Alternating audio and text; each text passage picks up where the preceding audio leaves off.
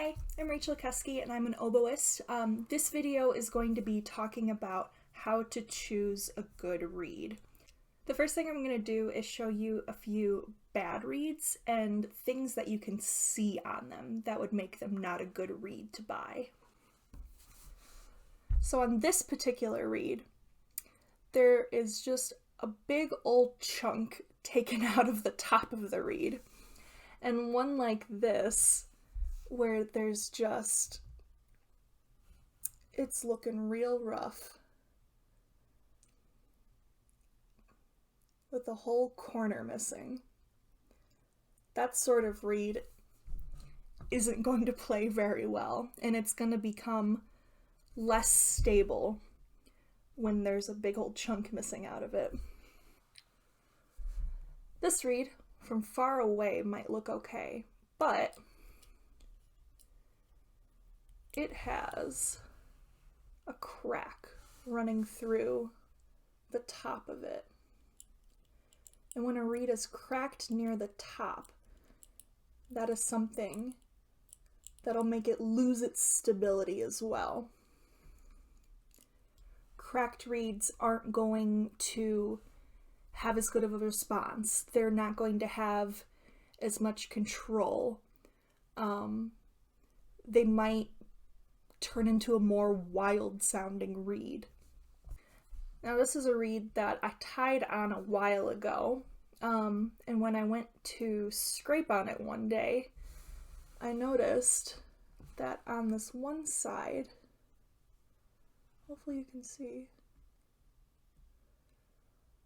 on this one side near the bottom where the thread is, the two halves of the reed aren't sealed. There's a big old gap between the blades of the reed. And what that is going to do is make the reed leak. A leaky reed is going to be hard to play on. Air is just going to escape. It's not going to sound as good, and it's just going to be a lot more work to actually play on, and we don't want to have to do that if we don't have to. Now the last one I have is going to have a different sort of leak. On this one, if you look at the thread, you can see that it was not tied on very well. The thread is overlapping and there's a lot of gaps. And the gaps in those thread could make it leak down in that area of the reed. And once again, we don't want a leaky reed. It's going to be a lot more work for the player, and that's not fun. So with all of those physical imperfections on a reed, those would be things that you might want to look for if you are buying reeds in a store where you can actually look at them and, look through the packaging and try to see if there's anything off about the reed. Now, a lot of store-bought reeds might look a little bit more like this, where it might have a wire, it might have some fish skin or plumber's tape on it. Those things aren't necessarily bad, but when you have a machine-made reed, there isn't that human factor there to double check for errors like every single step of the way. So a lot of machine-made reeds are more prone to have imperfections like that. And if you're not looking for it, you might end up wasting your money on a reed that isn't going to work out well. Now, if you are buying a reed that someone else has made, in that case, that person has usually gone ahead and double checked for weird imperfections like that. So there's a chance that maybe their scraping was a little bit rough in some areas. That's one of the cases where the appearance of the reed might look a little bit rough, but will actually play just fine. The things that we want to look for, is there something that is going to make the reed leak? Is it cracked? And is there a chunk missing out of the top or at any other part of the reed? I have a couple reeds where the scraping might look a little bit rougher in the middle of the reed. We'll see if it shows up well. My knife caught against the wood of the reed a little bit, so it looks a little bit rougher in the middle, but this reed still plays just fine. So, you're at the point where you have a reed and you are trying it out for maybe the first time. There are 3 things that we want to keep in mind when you're trying a reed, and they are resistance, response, and intonation. So that first one, resistance, that is going to be how difficult it is to actually blow air through the reed. So a reed that has a lot of resistance is going to take a lot of air to make a sound. So a reed that has a lot of resistance, you might be blowing and blowing and blowing on the reed and it won't vibrate, it won't make a sound. That would be a reed that is too hard. Now, a reed that would be too soft would be one where if you're trying to play a piano or mezzo piano on the reed, it would sound just fine. But then when you try to play forte or fortissimo, your reed might squeak, it might sound really wild and out of control, or it might stop playing altogether if the blades just close up.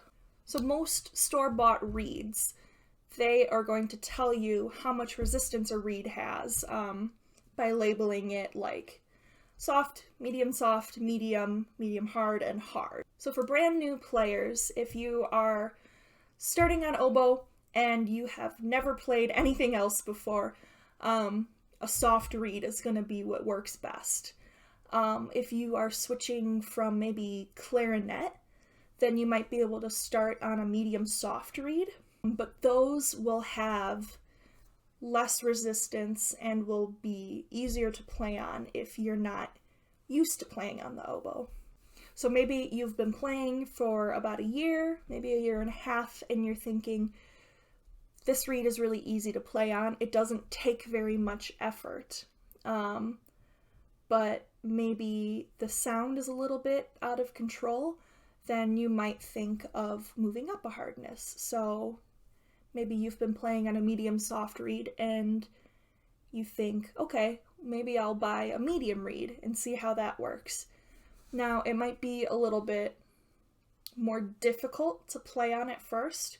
Your face might get more tired, but if you can make it through maybe like a 30-minute rehearsal before you're like, oh boy, like my lips are just too tired, then it's probably good to stick with that reed and try to build up your endurance while playing on it. Playing on reeds that are a little bit more difficult, if you're trying to work up your endurance for that, it's a good thing because the more resistance a reed has usually means it'll give you a bit more control. So you'll be able to control your dynamics better. You'll be able to do a more smooth crescendo or decrescendo with a reed that has a little bit more resistance. Things like playing a lot of staccatos in a row. If you have a reed that is too easy to play on, you might be squeaking a little bit in there. But a reed that has more resistance, you shouldn't be squeaking on one that is more at an appropriate hardness for what your embouchure is able to work with. So the second thing is response. Response is going to be, will the reed play as soon as I try to put air through it?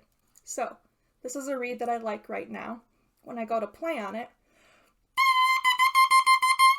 it plays right away. It makes a sound that isn't too crazy. And I can play quiet dynamics. I can play really loud. I can start a breath attack. I can start by tonguing it.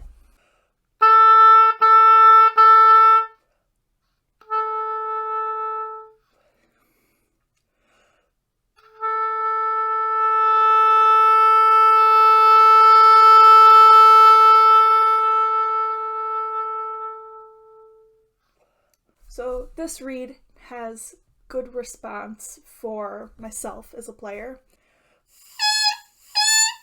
So this reed is one that has maybe a bad response. It isn't playing right away. It takes more air to make a sound. You can hear my air kind of trying, like you can hear my air. I'm blowing through, and then it takes a little bit before it actually makes a sound.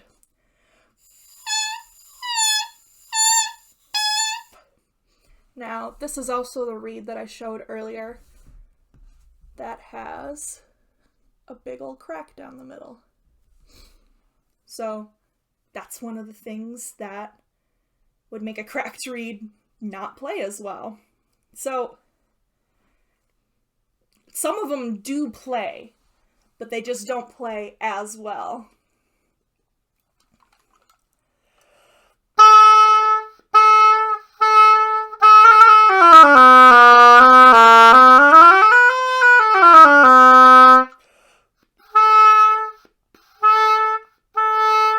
Response and resistance kind of go hand to hand in this way, where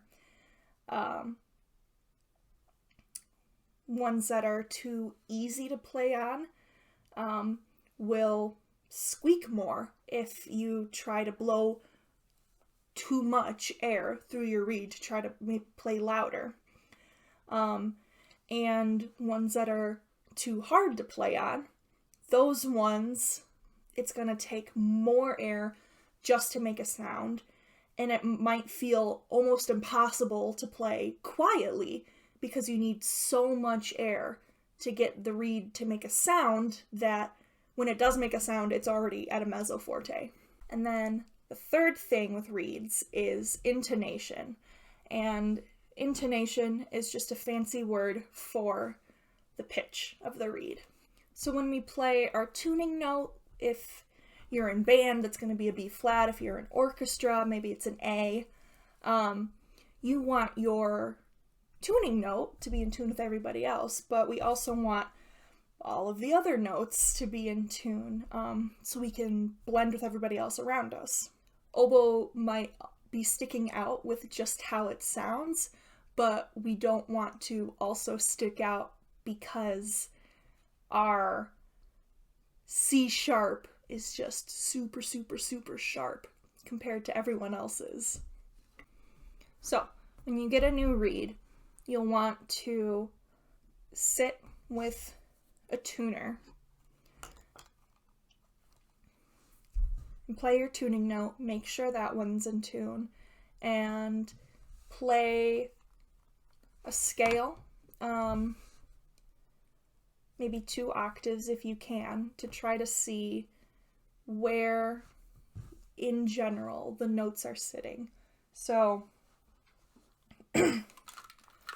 unfortunately, oboes have some differences between each notes and the intonation with them, but most instruments do. So for example,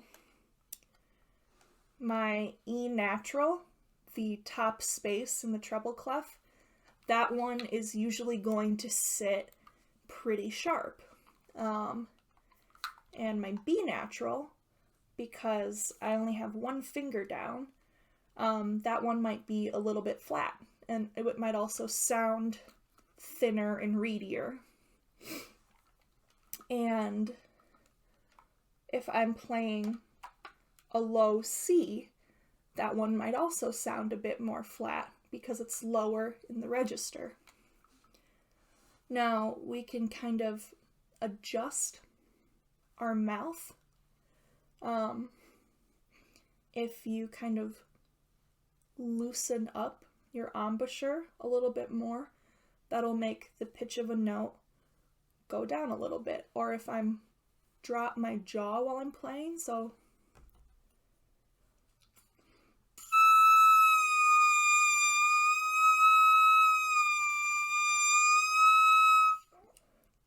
I can mess with the pitch of a reed, which is another one of the many things that makes oboe so tricky and so weird to play on. But when you are playing through some scales on a new reed, if for the most part you're staying in the green area on your tuner, then your reed is going to have pretty good intonation. And then when you're in rehearsal, you just listen to the people around you to try to match their pitch. So, we've gone through the checklist. We have resistance, response, and intonation. So with all of those three working together, that is going to be the best sounding reed that you can get when your resistance isn't too much or too little, the response is easy enough to play on, but not too easy, and then the intonation, right there in the middle, right in the green. All of these things working together is going to make it so we can play really soft and really loud and be able to crescendo and decrescendo without it being too difficult, and going from playing really low with one note and then playing up higher in another note, or maybe the other way around. You're playing a higher note and then you have to jump down to a lower note and you don't want it to squeak. Or maybe you have a solo part and it starts off pretty soft. We want to be able to start playing and have the note start at the dynamic level we want it to, and we don't want it to squeak, and we want it to be in tune. With all of these three things working together, resistance, response, and intonation, that'll make for anything you play to sound beautiful.